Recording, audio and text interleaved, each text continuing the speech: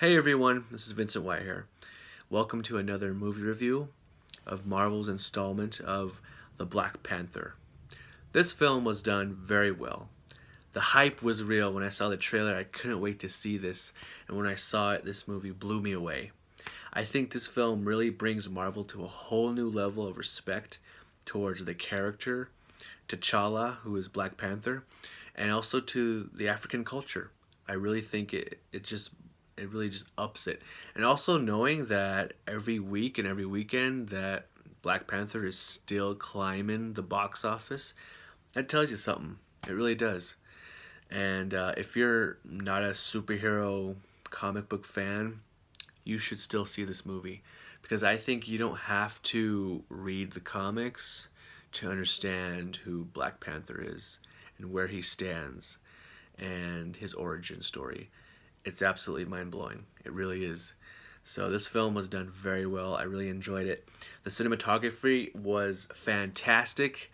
They showed so much of Africa in the film. It really just makes me want to take a trip to Africa and really embrace their culture and kind of learn about Africa and the animals, the landscape, seeing all that, and just the language and the culture. It looks amazing. It really does. There's a scene where there's a sunset, and when you see that, it's just like you're there. And when they show Wakanda, it's like you're there. It's really beautiful, and it's amazing to really see all that come into play in the film. The tone. This film brings back the seriousness. These past Marvel films have kind of been kind of comedic and funny and lighthearted. This one brings back that seriousness. Um, Again, it's heroic. It's bright. You're in Africa. It can be dark at times, just kind of knowing the villains and their origin story. Sound and music is amazing. They include the African drums, the African vocals, and when you see that, it's African culture. It just that's what it says, and it's beautiful the way they do it, and it's it really captures that Wakanda, that spirit of Wakanda, and that spirit of African culture. It really does, and that's what I like about this film. It takes you there, and you're there, and sometimes you don't want to leave. You want to stay there, and they really did a great job with that. The acting was fantastic. The actors, we have some really good big name actors like Forrest Whitaker.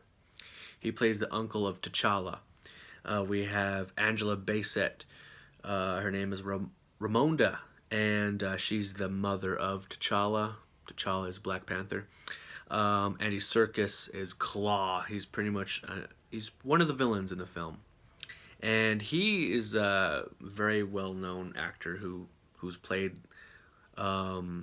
he's played in the Lord of the Rings films, and he's also been the King Kong from 2005. That was him. He was CGI. He does a lot of CGI work, and also Snoke from Star Wars, the previous Star Wars films. But he was a very good villain in this film. Kind of wish we saw more of him.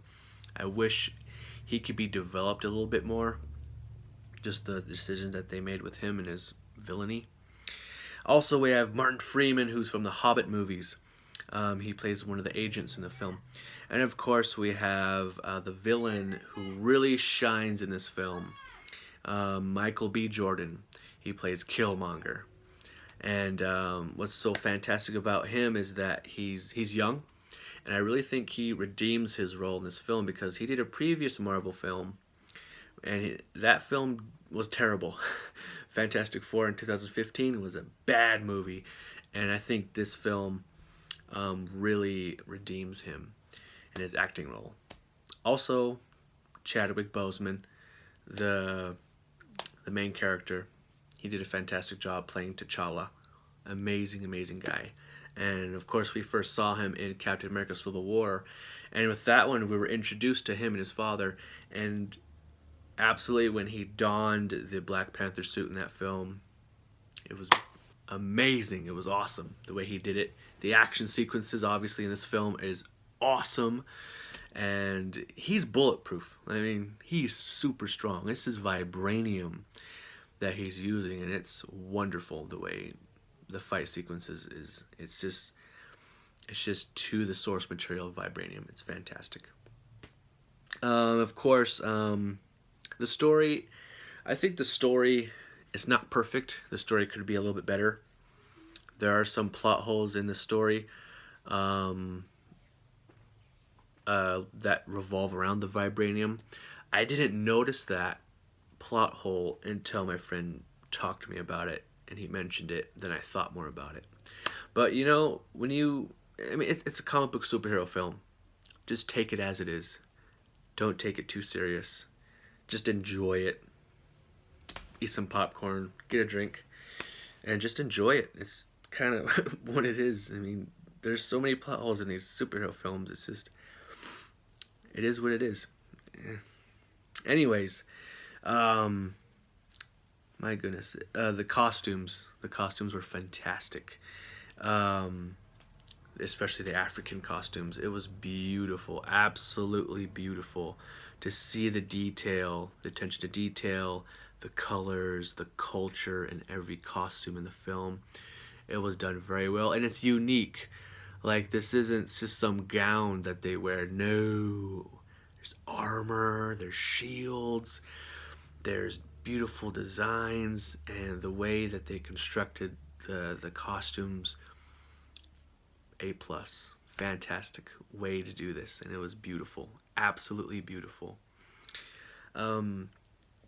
There's technology used in the film. I have to talk about this scene. It's with T'Challa and his sister Shuri.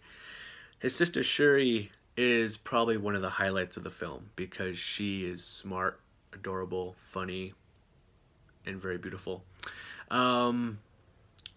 She pretty much builds technology. She builds the Black Panther suit. She uses the vibranium. She uses technology. She's super smart. And there's a scene, basically, it gets kind of James Bondy a tiny bit because she builds the suits and the weaponry for T'Challa. So he comes in, she shows him how things work. And it's a very funny scene, so enjoy that scene. It's really hilarious.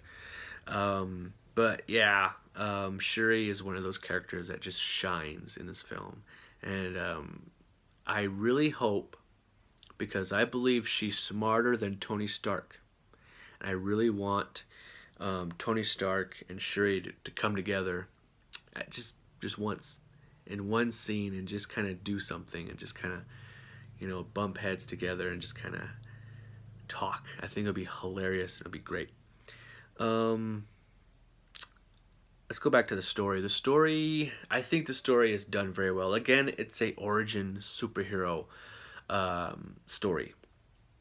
So what I like about the story was there's a lot of twists and turns. There's a lot of unexpected things that happen in the film. And I think you're really going to enjoy it because it really kept me going, kind of kept me guessing who these characters are when you're introduced to them and where they come from and how they are today, especially the villain. And the villain, Killmonger, who's Michael B. Jordan, he's intimidating, and he's a character that has no heart, no soul. He's not bound to nobody.